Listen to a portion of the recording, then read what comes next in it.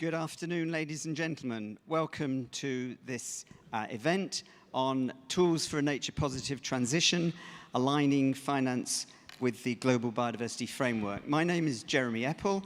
I'm part of the senior leadership team of Nature Finance, which is a Swiss-based organization which has as its mission aligning global finance with nature-positive, equitable outcomes, so very much in our core territory.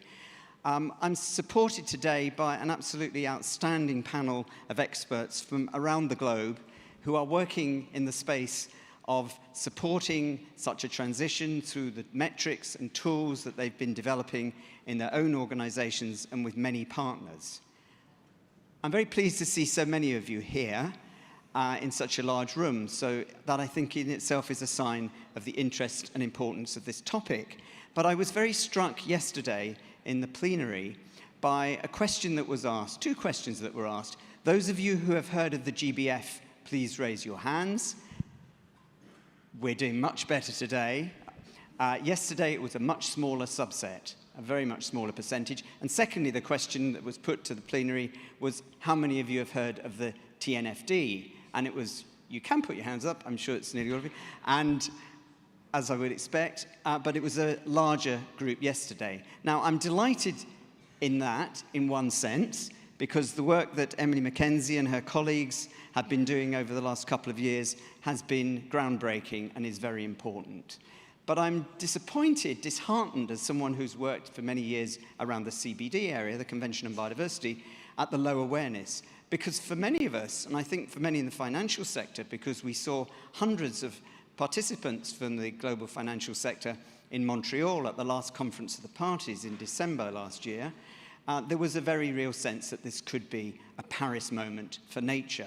So the lack of awareness in this Swiss community or around the building bridges, not among you clearly, but among others, that this is an important framing device, a policy framework, was something that took me aback. So I hope that today's session will help you understand its relevance, but in particular, the kind of things that you'll need to be thinking about in order to start to move towards a nature-positive transition, I should say, alongside a net zero, an equitable one.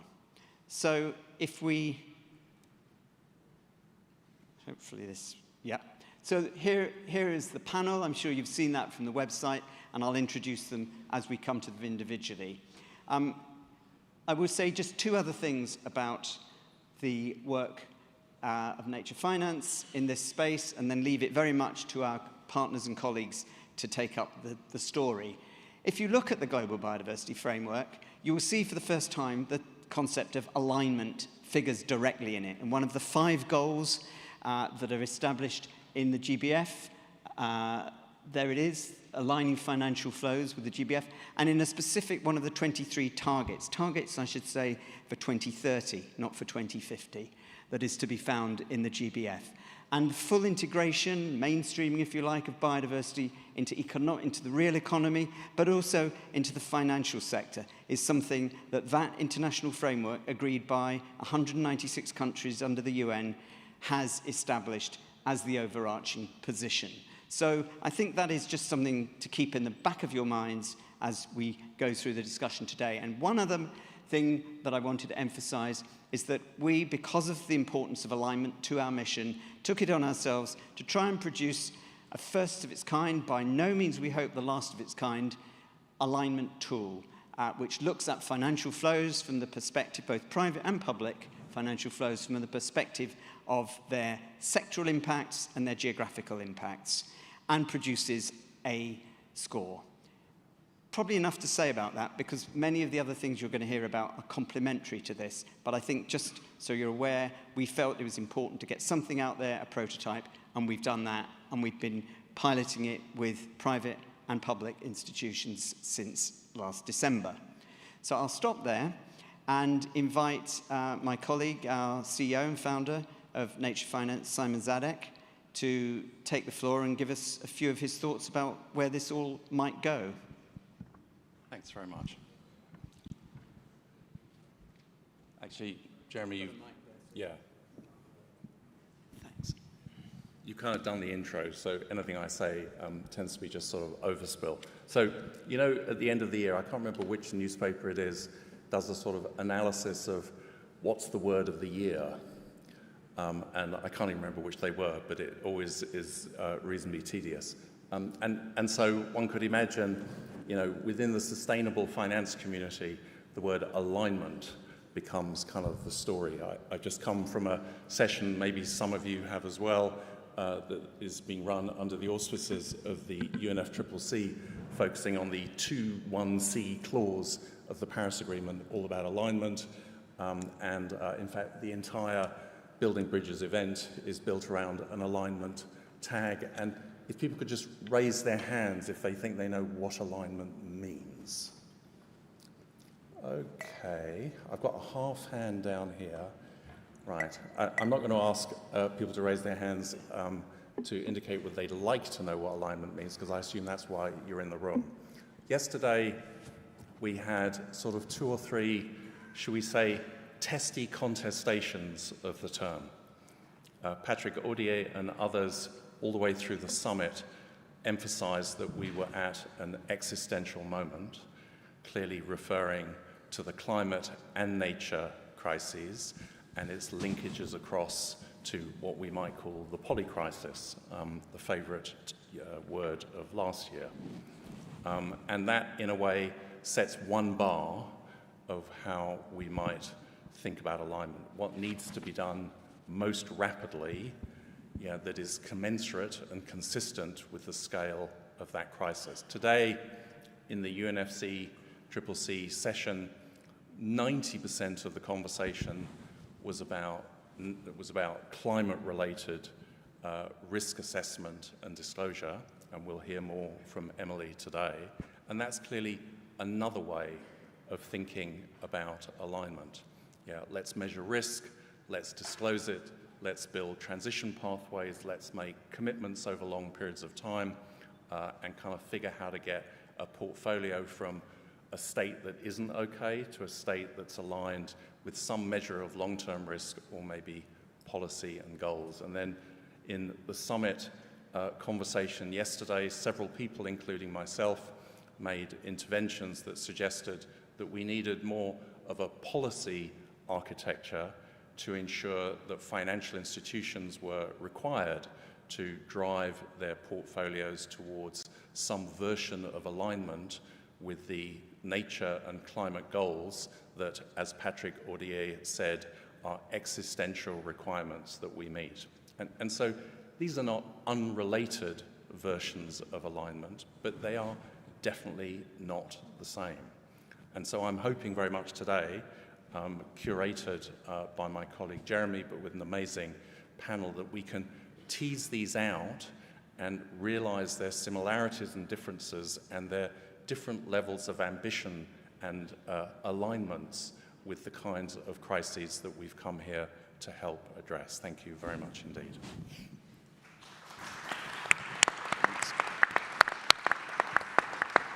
Thank you very much, Simon. That's a really helpful framing, I think, for the panel discussion we're now going to have. And I'd like to turn first to Emily Mackenzie, who's the Technical Director of the Task Force on Nature-Related Financial Disclosures, to tell us a little bit how you think the launch of the TNFD can position all this in a helpful way. Brilliant. Great. So as Simon laid out clearly, the TNFD is a way of achieving alignment through that assessment and disclosure of information. Elizabeth Marema, our co-chair, who led the agreement on the Global Biodiversity Framework, which sets out those global biodiversity goals, went so far yesterday in the media briefing to call Target 15 the TNFD target, which I had never heard before. But we have created something that can operationalize Target 15. So Target 15 of the Global Biodiversity Framework asks for the governments, who are signatories, to encourage and enable business to do this, to assess and disclose their risks, dependencies, and impacts. And so we specifically see our role in helping now organizations to do this and governments to signpost to us to be able to achieve that. But I would say the TNFD's recommendations go beyond just target 15, because if you look at the other goals and targets we're all trying to achieve, they're outcome oriented and they're shifting financial flows. So this is really a tool to achieve those outcomes that reduce our risks and improve the state of nature. So the outcome orientation is there too across all of it. And indeed, buried in some of our guidance, we go through target by target all the global biodiversity targets and show how organizations can set targets to achieve them. So I know you won't be able to read the details here, but this buried in here are 14 recommended disclosures. And I'm not sure if I can, no, I can't. I wanted to signpost to them, but buried in here are two important details on alignment. One is on transition. How do I press this? Great, can I? Oh yeah, sorry, I'll try and do people's heads. No, it won't show up. There is one which specifically has the word transition planning in, asking organizations to describe the effects on their decisions, so their business models, value chains, strategy and financial planning, as well as any transition plans or analysis put in place. And we specifically put that in there for this orientation to transition, and we see that as important. It's also in line with the European standards, as well as all of the metrics and targets disclosures. So the specific one on seed is describe the targets and goals the organization has set in order to manage your dependencies, impacts, risks, and opportunities.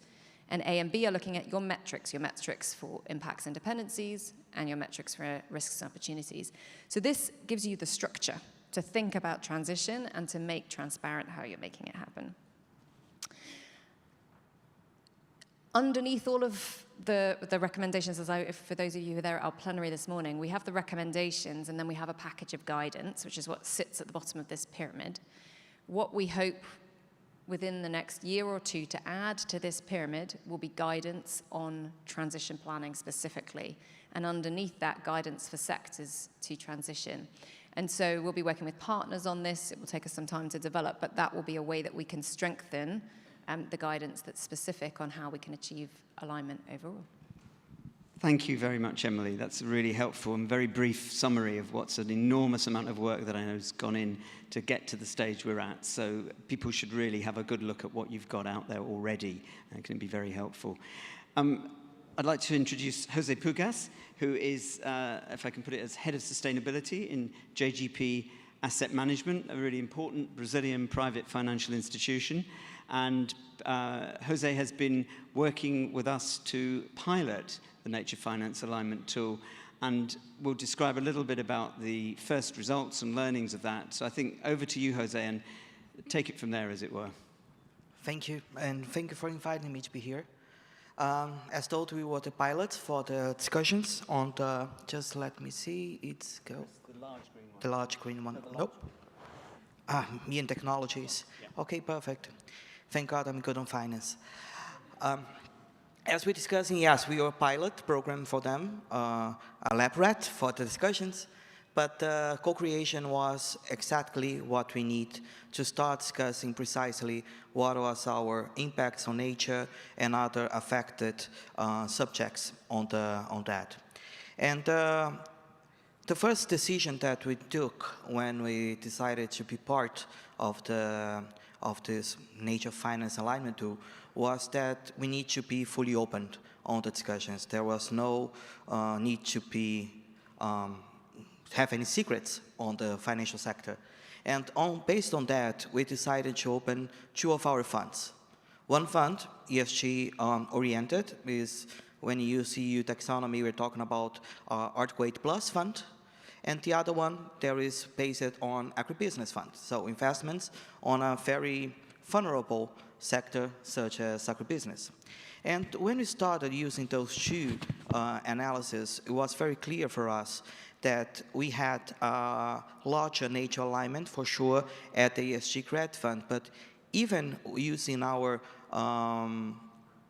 complex approach of the asset selection, we were able to, even on the agribusiness credit fund, to provide good results. So in our specific case, the nature alignment score for the ESG credit fund, we achieved 8.7, and on the agribusiness funds was 7.3. But we were only able to do so applying intentional design.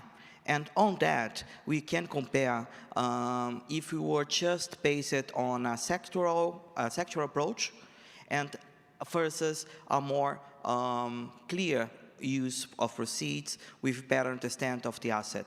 So to do so, we applied the uplift coefficients that was developed by the two. If you look at the pre-uplift nature alignment score for the ESG squared fund was 5.3. But when you go to after uplift coefficient was 8.7. That was only possible because we truly understood the nature of what we are investing.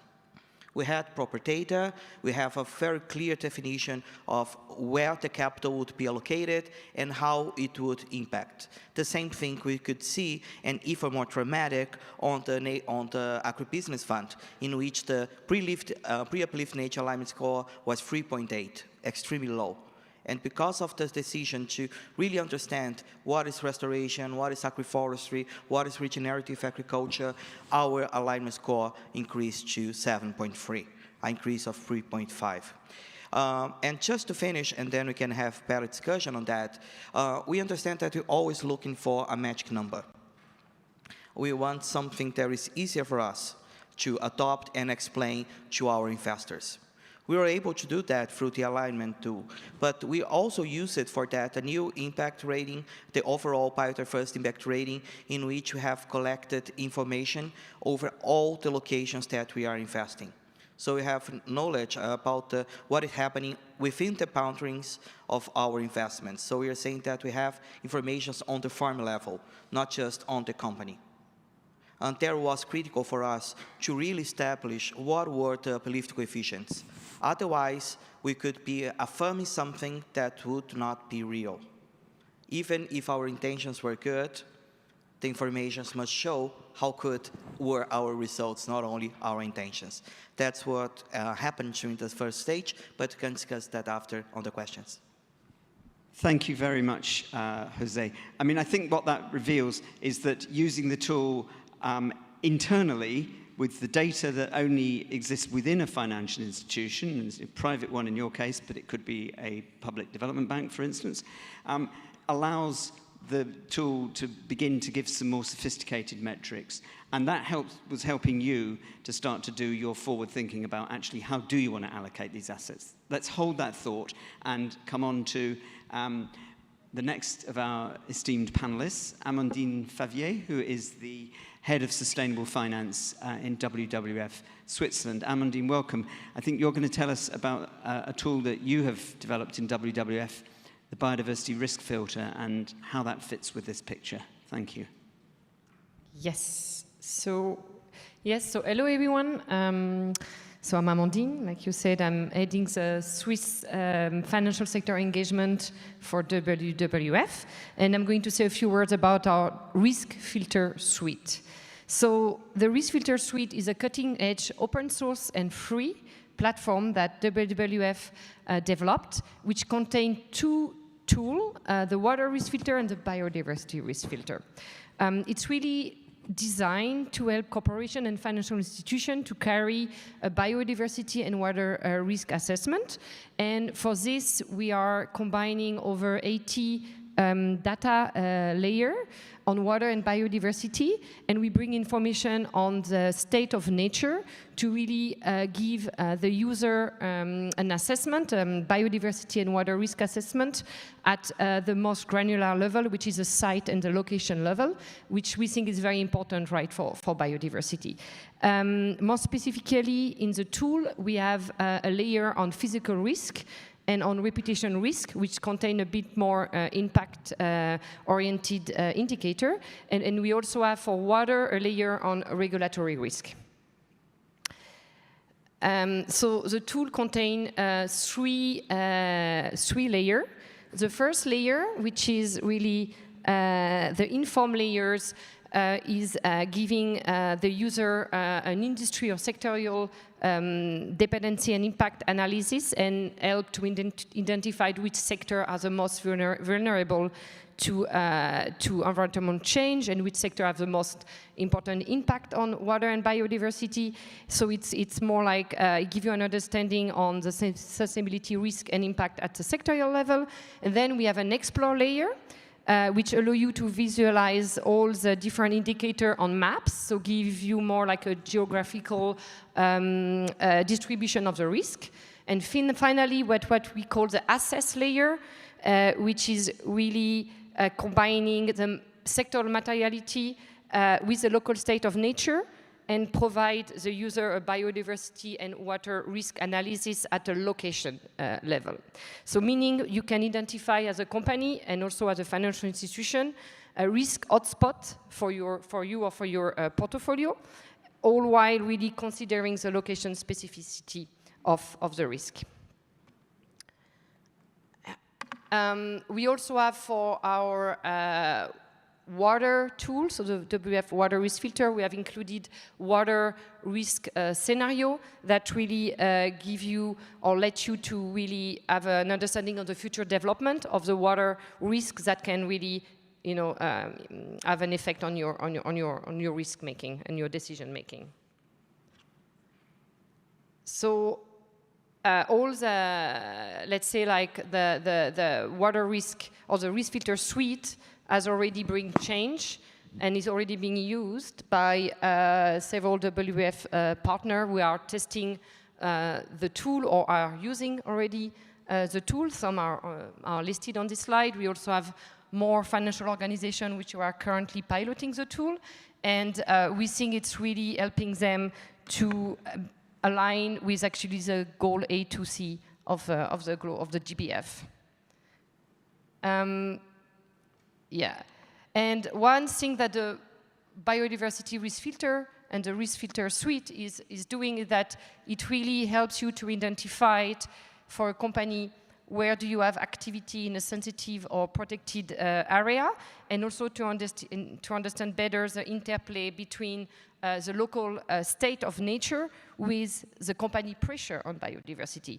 And this is why, for us, it's a first step, or it contributes really to disclose according to the target 15 of the GBF, and also help you to apply the LEAP, the LEAP approach of the TNFD. So that was it. Thank you very much, Amandine. Very interesting and impressive, the work that you've done there. I mean, I think it's really interesting to see how many, there are already many similarities, but also some interesting differences between these different approaches. Some of them are looking at risk, some of them looking at more at policy alignment against some norms in the GBF or elsewhere, and some of them are looking at sectors, or fine grain of sectors, and geographic location. One that I know is particularly looking at the geographic aspects of biodiversity is the SEED Biocomplexity Index.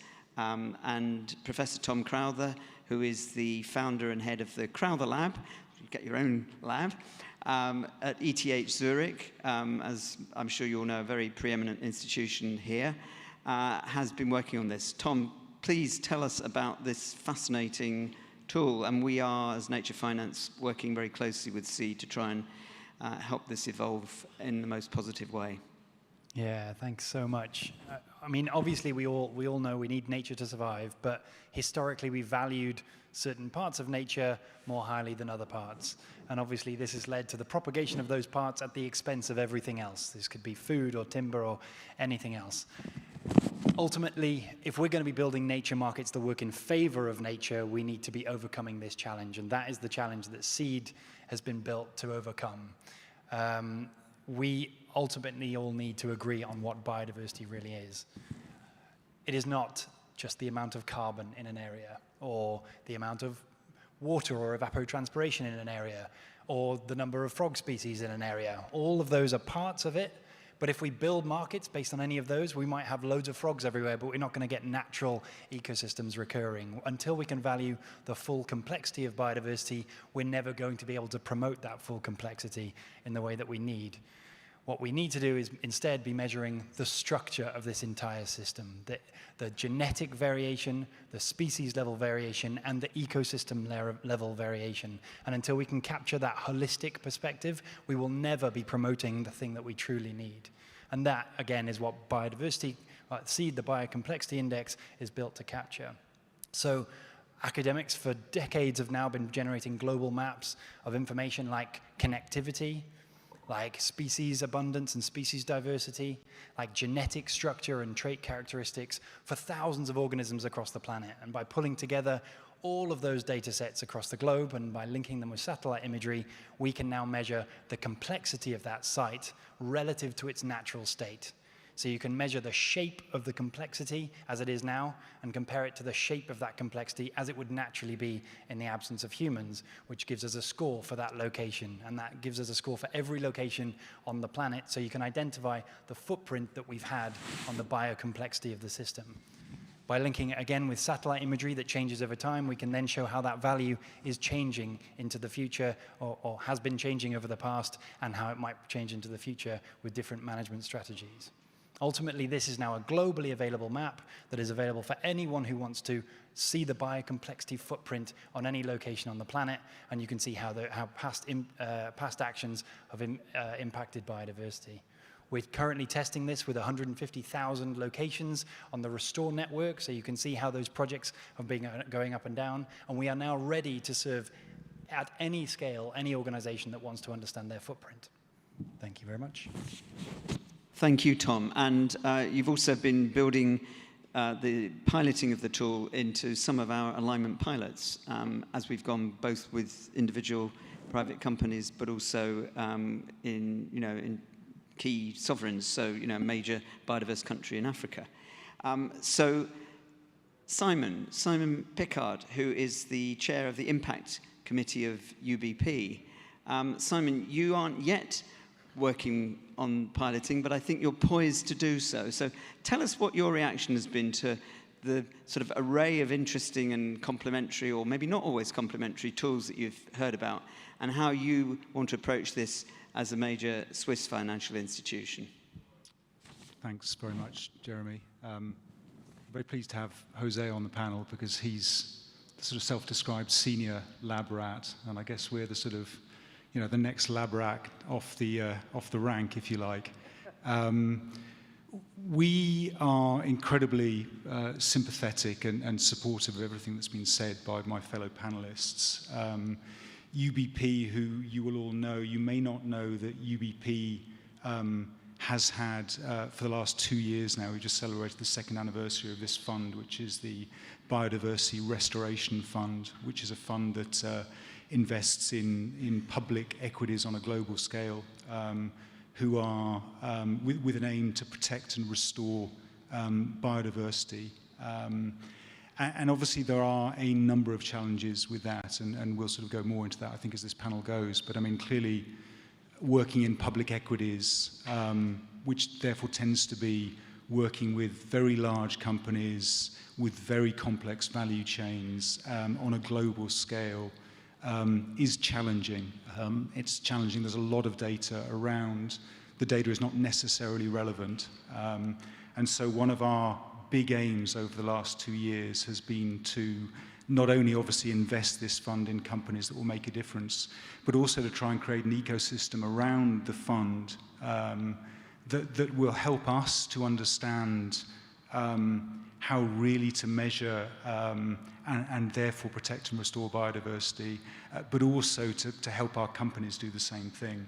And one of the things that was very important to us when we launched this fund was to establish a governance structure that would sort of embed that, so not just have the traditional structure, but as you can see here on the left-hand side, to have a steering biodiversity committee, which I co-chair, along with a UK environmentalist called Tony Juniper, who's the chair of Natural England, which is a UK government body, and also to partner with, you can see on the far left, 2 non-profit organisations from the University of Cambridge, but also Peace Parks, based in Southern Africa, which is a large African conservation organisation.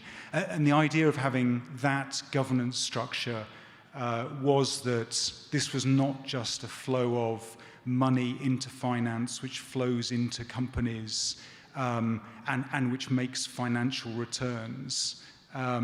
This is designed to be a collaborative learning process where finance learns from corporates, corporates learn from finance, we both learn from the non-profit sector, we both learn from the academic sector, and to see what comes out of this, because I think as people have said, and as we've seen from the whole sort of TNFD experience, this is a collaborative learning experience where none of us have the answer yet.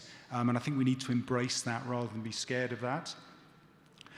When we set this up, I mean, we thought about how we would measure success. You can see on the left-hand side, we thought about kind of both some of the internal things that UBP was already doing, some of the things that we were developing, and how we could adapt that to a specific biodiversity context.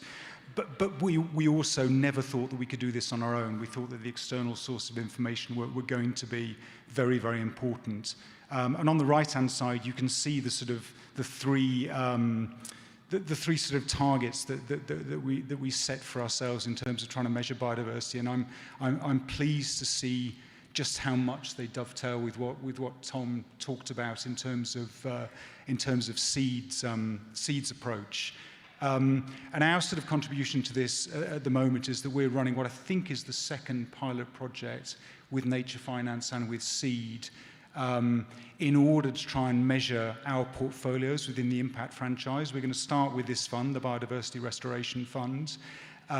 We have a soft target of being able to produce some results by the end of November, when we have our own nature event in London, and we will have a conversation, a public conversation with Seed, in order to talk about the kind of learnings that Jose has talked about with his products, but in relation to UBP products as well. So I mean, we're really, really excited about that, and I think we've got a lot of enthusiasm for what we're going to learn, and hopefully what we can all learn as a sort of as a collaborative engagement in this process.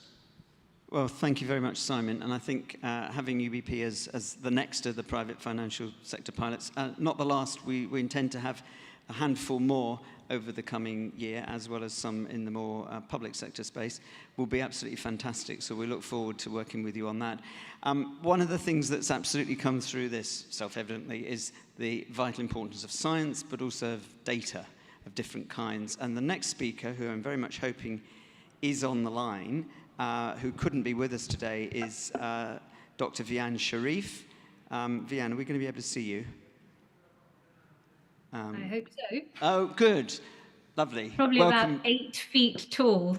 Welcome, Vian. No, you're actually not. You're sort of just high up, who's in London.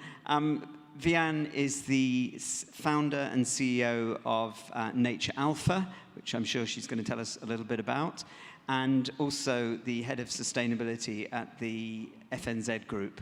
So, Vian, tell us what it is that Nature Alpha is doing that's directly relevant to the issues we've been discussing, and and give us also at that point any thoughts you have on the issues you've heard, because that way we'll kind of get as much of your time as possible. Thank you.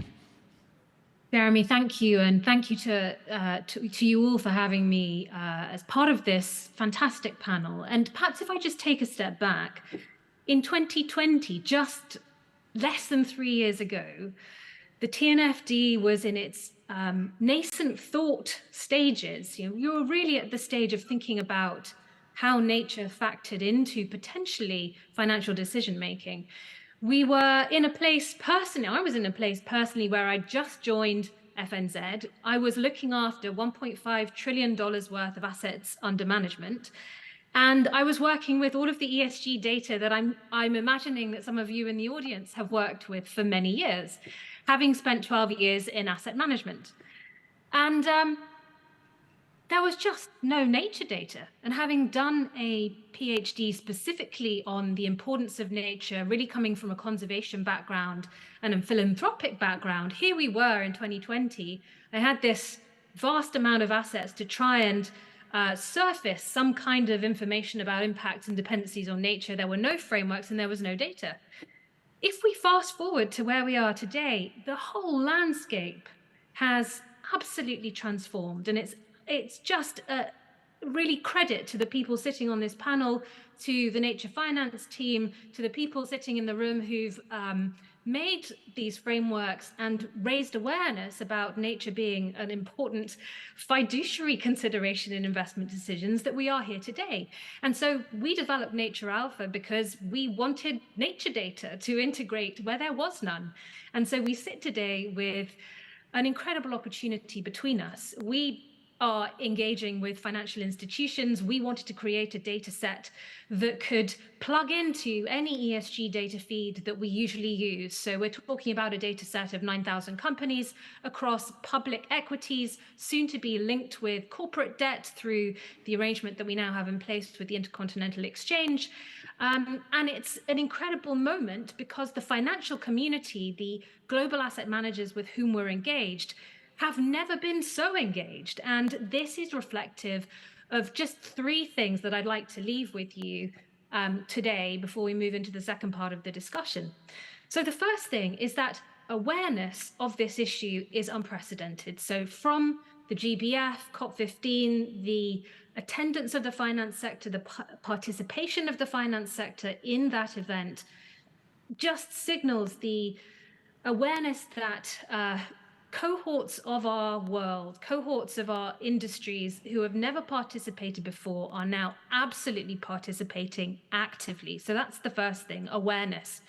The second is that the frameworks and structures that enable us to get some kind of consistency around how we start to think about impacts and dependencies are also out there. So a huge credit to Emily and her team for making that possible through TNFD. It's there for us to now start to report against, to start to create data that is standardized. And that is going to be huge coming into the next couple of years. Finally, just as Tom alluded to, and as we've seen in the WWF tool, technology is going to be transformational here. So not only the satellite imagery that is accessible now from the likes of the big providers, which we ingest into our solution, but it's not always the biodiversity piece of this that technology helps to solve. So for example, how do you get information on the locations of 9,000 companies, some of the biggest companies in the world? Some companies have no idea where they're located fully. Most don't have full transparency through their supply chain. So technology is helping us unlock some of these challenges where we've never had the capability to do so before. And so this is, for me, an incredibly bright moment, not just for our own data, but for our whole ecosystem, and potentially now puts us in a place where we can start to align with the nature positive outcomes that we all want. Vian, thank you, as ever, very inspiring and highly knowledgeable intervention. So thank you very much for kind of putting it as clearly as that. The idea of this panel was both to illustrate the range of approaches to metrics and tools towards nature positive transitions that are available. But what I wouldn't want to do is leave people confused at a higher level. So as someone who's thought about this very deeply, I know, could you give us your take on, if you were now a financial institution sitting here in Geneva or anywhere else, thinking about, I really do need to get my arms around this now. It's something that I really clearly have to get on top of. What would your advice be in terms of the range of tools that are out there? And, you know, is there, as it were, a point of entry and then a next phase and then a kind of more sophisticated level to do with transition planning that we can be thinking about? What's your advice to, as it were, the general public of financial institutions? I always say the same thing, which is, I don't know if this will be music to your ears, Emily, but just read the TNFD guidance as a start. The reason I say that is because there's, first of all, an understanding about how this factors into fiduciary duty. How does this concept of nature-related risks, impacts, and dependency mean something to me as an investor? What does it mean to me in the context of my investment approach, which could be... Oh, that's a shame. Let's see if our technical colleagues can get Vianne back online. It may be her end or it may be this end. And while we do that, Emily, because I was going to come to you next, maybe you could say, because she was picking up on what you've been doing, maybe you could just say, now you've successfully launched the TNFD, there's more guidance to come. How do you see it supporting the broader than risk management approach to alignment? Where do you see TNFD contributing to this broader transition agenda? Well, her intervention was great. Start by reading it, then start applying it. I mean, ultimately, what we've launched today is just the beginning now of organizations learning, exploring, and then getting going with assessment and disclosure of these issues. And the mission of the TNFD in creating this framework was not just to create the framework, it was to create a significant shift in financial flows globally, away from activities that are harming nature towards those that help it thrive. With the Global Biodiversity Framework now providing those global goals and targets that are globally agreed by nearly 200 countries for how we measure that. So it's that application. And so a lot of the hard work will now happen, hopefully with many of you, to put it into practice to achieve alignment. But more specifically on that, we will have some ongoing areas of guidance, development, and technical work, which are really critical for this piece, where we weren't able to get so far because there wasn't so much for us to consolidate. One is on target setting for financial institutions. So we know that UNEP-FI, Finance for Biodiversity Initiative, and others are working on how target setting can be done by FIs. As I mentioned in my first intervention, we're also going to be looking at transition and transition planning and guidance that underpins that in a cross-sector and a sector-specific way. So it's a mix of now putting what we've already produced into action to shift financial flows and to add these complementary pieces of guidance that are very specifically focused on this as an area. And now, we are back to perfect Vianne. Timing. So we switched to Emily, and you two complement each other very well. So Emily's explained what's going to happen next with TN. Did you hear that, Vianne? I don't know. I did, and I Good. thought, isn't that brilliant? Because Emily actually got to explain how the TNFD is facilitating that. And really, that for me, that's the best place to start. And the piece around transition, what the TNFD has been very clear about is to start where you are. And I think the most important thing is to start. And it may be that you use a selection of these tools to begin your journey on the nature, risk, impacts, and dependencies pathway. I think bringing the organization with you is important, and understanding which elements are relevant to your investment process. That is crucial if this is going to become a part of our systemic change process. I'm glad you ended on that. I think systemic change, what we're hearing about today is the starting points, raising awareness, understanding where you are as an institution through, and then disclosing it, and then trying to look at the kind of potential changes to your portfolio of assets and investments that you can really do. So, Jose, what do you see as the importance of this in a country, a mega biodiverse country like Brazil? What kind of investment opportunities does using the tool like ours or others open up for you and your fellow members of the Brazilian financial sector? And we know Brazil is committed to working in this space of a bioeconomy, building nature. So how do you see this as important in a country like that? We are highly concentrated in Brazil. We are one of the largest independent asset managers in Brazil, and over 90% of our portfolio is based in Brazilian assets. So we are extremely vulnerable to deforestation risks, nature-related risks, climate-related risks, and all the kind of risks that you can imagine. But at the same time, we understood how to thrive on such sensitive landscape. And Brazil has developed a very sophisticated financial sector in order to that. We are a large economy, but not necessarily, we've never seen it as a nature-based economy, but we are a nature-based economy. The level of dependencies that we identify on nature is extremely high on our economy. So when we start considering the nature factors on the way that we build our portfolios, that we develop our new products, that we innovate, we can capture great opportunities, not just on the bioeconomy.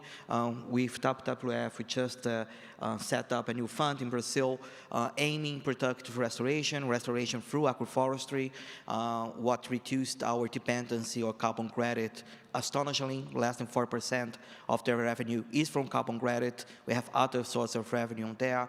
We are starting our biodiversity credits trading. We are starting a lot of innovations, but in order to do so, we need to map the additionalities. It's not just a statement, we really have to prove that scientifically. And this mixture of different frameworks allows us to do that very clearly and in a very comparable way. That's why we are using the Nature Finance Alignment tool. There's a wonderful way to provide the results to our investors on a very simple and comparable way, because we can show the level of maturity of our portfolios in the same way that we're using the NFT, as the same way we're using geolocated data to accomplish the mission to provide those informations and identify the opportunities on our portfolio.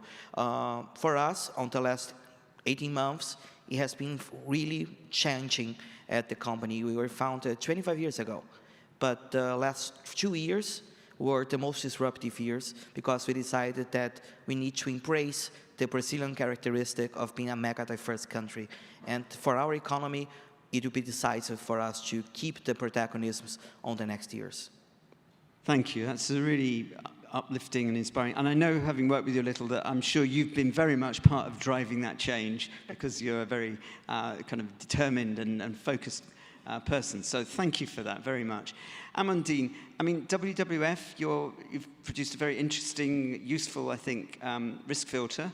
And I know WWF, perhaps other parts of it, have been heavily involved in trying to unpack the concept of nature positive over the last few years, which is one of the sort of framings of all of this. Although the term is not used in the Global Biodiversity Framework, it's implicit, and I think many of us see it as kind of a proxy for a lot of the things that are in there. How do you see what WWF's been doing on the risk filter kind of morphing into and contributing to this wider convergence, I hope, of use of tools in this area? So yeah, I mean, one thing, so the biodiversity risk filter is like, it's not an alignment tool per se, it's a dependency and impact assessment tool.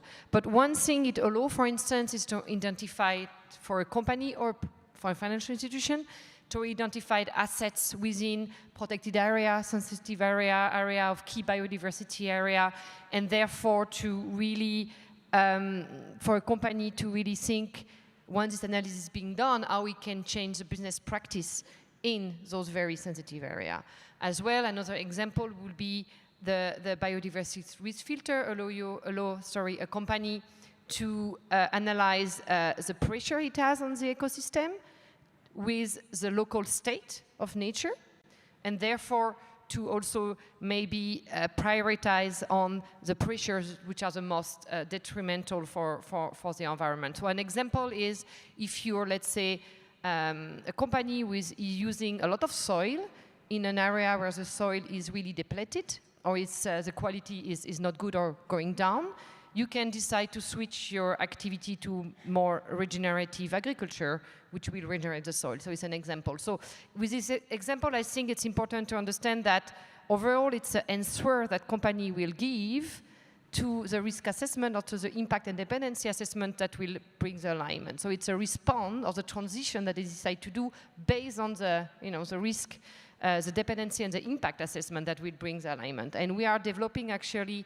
also a response layer in our tool to accompany a company and financial institution in this, and that will be tailor-made for corporation and tailor-made for financial institution.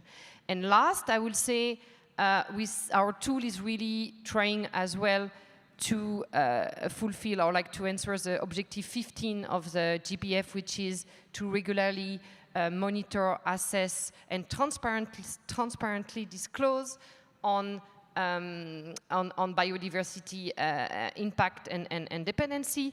And I really insist on the transparently disclosing, because we really think that if you really want to be transparent on your disclosure, you will really have to really explain how you did the assessment and really be transparent on the metrics.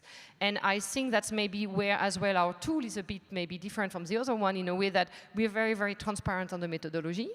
And you will need that, I do believe, in order to really transparently disclose on how you do the risk assessment. And yeah, we're very transparent. You can find our methodology online. You can find a list of all the biodiversity and water database we are using. And we think it's really important for the whole field also to learn. That's why we also wanted the transparency, to have kind of a learning among all the players. And it's something we will wish to see more and more in the market, also from other tool and methodology providers. Okay, that's a clear message to the panel and the audience. And I think it's very interesting and encouraging, so good luck in taking this further forward in the way you're describing. So thanks very much for that. Tom, I mean, I think, you know, we're pretty clear. Well, I know it's very complex, so we perhaps aren't that clear, but we know that the Biocomplexity Index is drawing in shed loads of data in a way that none of the other tools, certainly the ones we're discussing today, are doing. Maybe I'll ask you a different question. So what have you picked up from what you've heard today that is making you think about how you want to develop the tool, or where, I mean, people are using it in some of the pilots, but, you know, are there messages, are there things you're hearing that make you think, oh, we need to think about applications, we need to think about the evolution of the tool in a way that I hadn't quite appreciated was so important? And I'm going to give you only like 2.5 minutes. All right, I'll fly through. To be honest, yes. It's the same thing you always hear. I actually feel, I shouldn't say this as an academic, but I feel sorry for CSOs. How do you come into this job and go, okay, we'll just figure out how to help nature? There's an infinite array of tools out there, infinite array of data sets, infinite, you know, overwhelmed with information and knowledge and contacts and stuff like that. But actually, do you know who sifts through that stuff full time for their jobs? Is ecologists, is PhD students. Starting a PhD is brutal. You start and you have no idea what's going on, and you sift through tens of thousands of papers about biodiversity. And then every week, 5 new ones come along, and you have to incorporate that into your knowledge base. And then you realize that there's 10 other PhD students in your lab who all know a different set of information, and it's impossible. And it was through this, realizing that CSOs are coming into their jobs, trying to fix biodiversity without having a full-time job to go to do that, you know, full time to go through those lists of data sets. We realized that we have to do that job for them. In our lab alone, there's 40 scientists. Our WhatsApp chat is horrendous. Every day there's 12 new data sets coming available. What we needed to do is build that framework that can build in the constantly new evolving data landscape. So it's constantly evolving and changing and fitting your needs, so that the CSO doesn't have to learn about all those tools. They automatically have something that has ingested all of them. Last week, or a couple of days ago, there was an absolutely fundamental new data set on tree height. We need that in every global biodiversity assessment, but more importantly, we need a structure where that data set is automatically ingested and it's inherently in your measurement as soon as you get going. So that's what we built. Okay, that's fantastic. So you're an essential aggregator and funneler and synthesizer of data that nobody else has time and ability to do, perhaps. So very, very important. Simon, just in like 2 minutes, 2.5 if you must, can you just kind of give us your reactions to all of this, and whether you're now kind of even more encouraged or even more discouraged at the prospect of trying to get heavily into this space as UBP is planning to do? I mean, look, encouraged, and I'll just sort of take up on some of the things that have been said. I mean, I think Vianne talked about, you know, we all need to start now, and we do all need to start now. You know, this is the game of our lives, and nothing is more important than this. And so, however we start, we should all be starting doing this. Amandine talked about transparency and collaboration. I think that's absolutely vital. None of us can do this on our own. We have, you know, extraordinary tools and databases and frameworks like TNFD that have been developed. We all need to use them. And I guess, kind of going along with that is that, I think it's wonderful that what Tom and Alexa have created is called the Biocomplexity Index, because, this is complex. Nature is complex, and we all need to embrace complexity. Jose and I were saying before that, no one should think the answer to this is 42. That there is no answer, and I think we all need to embrace that. And I guess finally, it's probably, to talk about consciousness in a financial context is something, but I think that we all really, and us in the financial community more than anyone, have to embrace a change of consciousness. We've thought for centuries that nature is there to serve humanity and finance, and actually that is really the wrong way around. Finance is there to serve nature, and I think that if we in the financial community can't say that, then we can't expect anyone else to do that either. So I think that ensuring that we change our consciousness is really, really important. Okay, very good, and it's clear that you and UBP have started that journey very firmly. Thank you all very, very much as the panel. I hope that as an audience that has, as it were, shed more light rather than dark on a complex subject. I think complexity is good, confusion is bad. So I hope that you embrace complexity, but feel not confused but informed. And I'd just like to finish by inviting my colleague Julie McCarthy, who is Managing Director of Nature Finance and therefore keeps us all in order, to, as it were, Julie, you've heard all of this and you've been thinking about it and we've been talking about it. So, what are your closing takeaways, your reflections on what you've heard and the direction of travel going forward? Great. Well, thanks, Jeremy. This was such an inspiring conversation. I'm not particularly religious, but amen to what you just said, Simon, in terms of finance serving nature and not the other way around. Just a few key takeaways to try and synthesize what we've heard and what I take away from these conversations. I think, first of all, it's very clear that the direction of travel is towards net zero, nature positive alignment of global finance and really seeing climate and nature as interlocking gears that can't be separated, and that's increasingly self-evident, I think, in the conversations today. I think that we see an incredible range of new tools and frameworks, from TNFD to the SEED Biodiversity Complexity Index to the BRF tool to tools that Nature Alpha is developing as well, that make it increasingly possible to understand and assess risks, impacts, dependencies in an increasingly sophisticated, holistic, and real-time way. I think we also see growing tools available and interest in assessing alignment or misalignment, as it were, of financial flows from financial institutions. There are increasing frameworks and opportunities to apply this in real time, like the Nature Finance Alignment tool that Simon described, which incorporates the TNFD framework within it. I think it's also really exciting to see so much increased leadership from financial institutions like JGP, like UBP, who are really looking in a serious way to assess both their climate and their nature footprint. I think, government commitments to the Global Biodiversity Framework really offer a new set of collective benchmarks to help financial institutions set targets going forward, and also hopefully, to Simon's point earlier, to really inform a new round of policy architecture and imperatives to reach those targets. And I think Brazil's recently launched ecological transition plan is a really exciting example of that leadership and something that we hope to see more of going forward. Finally, just to sort of complete the cycle and the sequence, once financial institutions have assessed risks and impacts and dependencies, once they've hopefully done an alignment analysis, set an initial set of targets, we hope then that there's a new generation of integrated climate and nature scenarios whether they're developed by TNFD for financial institutions. You can look to some of the central banks, like the European Central Bank, that are doing work in this area right now that can help inform transition planning and do so in a way that's reflective of all potential likely futures, including one that is warmed beyond 1.5 degrees, and be robust in terms of the complexity that that may entail. So let me just end by saying it's so heartening to see so much leadership and innovation up on one stage here and doing such important work to help support the transition to net zero nature positive alignment. And let's please give our panelists and moderator a round of applause.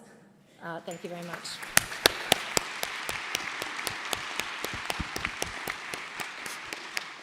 Thank you very much, Julie. A very, very inspiring and helpful wrap-up.